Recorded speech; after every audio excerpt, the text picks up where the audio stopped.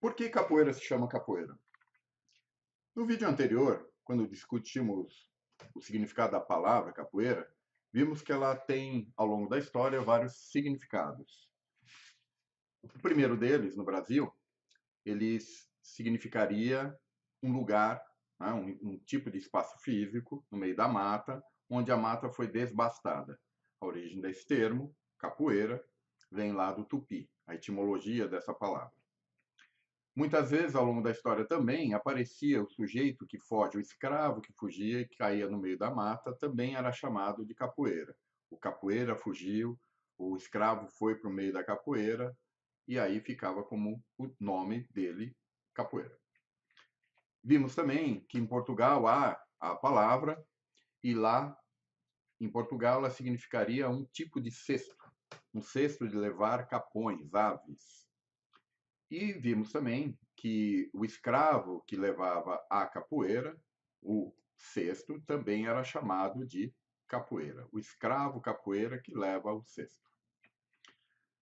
Essas duas concepções da palavra não designam a luta-jogo capoeira, a qual conhecemos e que é do nosso interesse nesse momento entender. Nunca ninguém viu um escravo no meio da mata treinando uma luta. Seria até meio estranho se deixar um escravo escondido fazendo uma luta. Esse é um mito, né? Associar o jogo luta capoeira com essa concepção do escravo treinando uma luta no meio do mato. Então, por que será que capoeira se chama capoeira? Havia escravos na época que eram designados pelo nome daquilo que fazia. Então, havia, por exemplo, o aguardeiro, o escravo que levava a água para as casas. Não há água encanada nesse momento. Então, havia necessidade do trabalho escravo para fazer isso. Ele era chamado de aguardeiro. Havia os escravos que levavam a carne para ser vendida em praça pública, o açougueiro. Havia o escravo que fazia a barba ou o cabelo de outros escravos, por isso ele era chamado de barbeiro. Né? Havia a escrava que vendia frutos em praça pública e era chamada de quitandeira, era uma negra de ganho.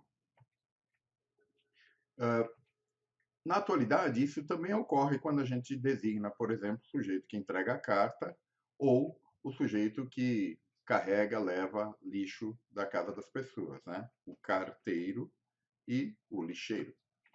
Pois bem, no caso da capoeira, não é a luta que dá nome ao sujeito, mas é o sujeito, o capoeira, que vai dar nome à sua prática de luta. Aqui a gente tem uma inversão das coisas. Né? Enquanto que todas as práticas dão nome ao praticante, aqui é o praticante que dá nome à sua prática. Então, o capoeira já é um sujeito conhecido e existente. É um sujeito que tinha uma vida escusa, né?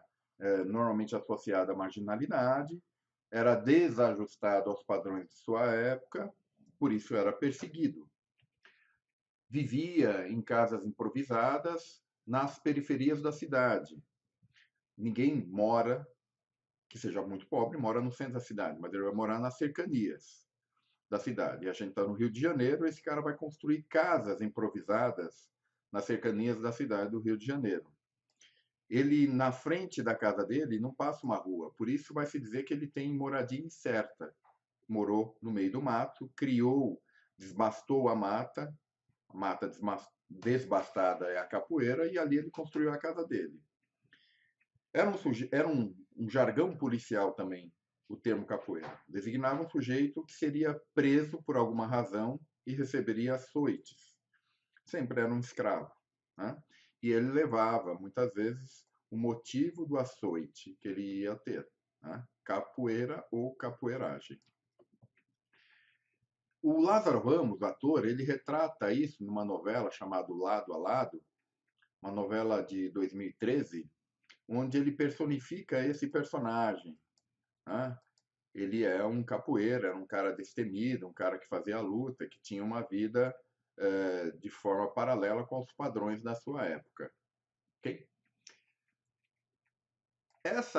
Esse uso da palavra capoeira, designando o sujeito, né, ficou historicamente marcado com sentido negativo. Isso é tão verdade que, na atualidade, o sujeito que pratica a luta, o jogo luta, não é mais chamado de capoeira, mas de capoeirista, porque o termo capoeira ficou carregado com sentido negativo, marginal. Ok? Aqui temos as referências que usamos para falar sobre o que falamos, e é isso.